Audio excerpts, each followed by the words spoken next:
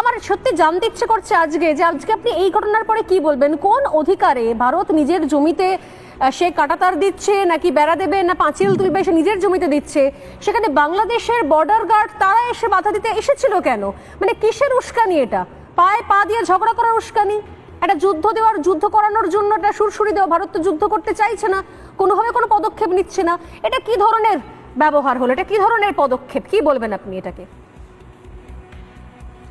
নমস্কার, আমি গর্বিত যে আমার বাংলাদেশে জন্ম হয়েছে এবং বাংলাদেশের বর্ডার গার্ড নিয়ে আমি সম্পূর্ণভাবে গর্বিত এবং আমি এই দেশকে ভালোবাসি।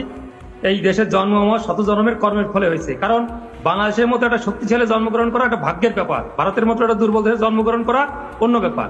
বিমল দা যে বললেন যে আমাদের যে বর্ডার গার্ডে যেটা করছেন আপনি যেটা বললেন, এখানে সীমান্তে নো ম্যানস ল্যান্ড এবং 0 পয়েন্টের একটা ডিস্টেন্স থাকে, তারপর তার নিজস্ব জমি আছে। সেই নো ম্যানস ল্যান্ডে 0 পয়েন্টে আপনারা বেড়া দিতে পারবেন না। 2 তারিখ যখন বেড়া শুরু করেন তখন আমাদের বর্ডার গার্ডের মানে আপত্তিতে আপনারা যে বেড়া বন্ধ করছেন তখন ছিল সেটা 0 পয়েন্টে। আপনারা আজকে বেড়া শুরু করছেন, দীর্ঘদিতে কাজ চলছে, কিন্তু সেটা 0 পয়েন্ট থেকে আপনাদের সীমানায় করছেন।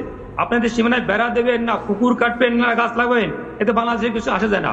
আর বাংলাদেশ নিয়ে আমি যেভাবে বললেন দুর্বল, সরিষা খেতে ট্যাঙ্ক দিয়ে করে, একবারও বলবেন না। আপনার বয়স কত আমি জানি না, আপনি 2001 সালে আপনার বয়স কত ছিল? 2001 সালে আপনারা উস্কানি দিয়েছিলেন সীমান্তে। সেখানে পাদুয়ায় 16 থেকে 19 এপ্রিল এই 4 দিন যে গন্ডগোল করছিলেন, সেখানে আপনাদের 18 জন বিএসএফ মারা গেছে, আমাদের মারা গেছিল মাত্র 3 জন। আপনাদের 2 জন বন্দী হয়েছে, আমাদের 1 জনের বন্দী হয় নাই। আপনাদের 2 জন আহত হয়েছে, আমাদের মাত্র 5 জন আহত হয়েছিল। মনে পড়ে না? লজ্জা করে না আপনাদের? বাংলাদেশ নিয়ে তাচ্ছিল্য করেন। 2001 সালে শিক্ষা হয় নাই? 2005 সালে 18 বর্ডারে গন্ডগোল করছিলেন, সেখানে আমাদের অ্যাসিস্ট্যান্ট কমান্ডার শ্রীমান জীবন কুমার।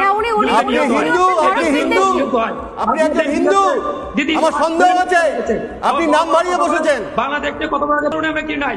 বিমল বাবু যে বললেন 2001 থেকে 2000 দেখেন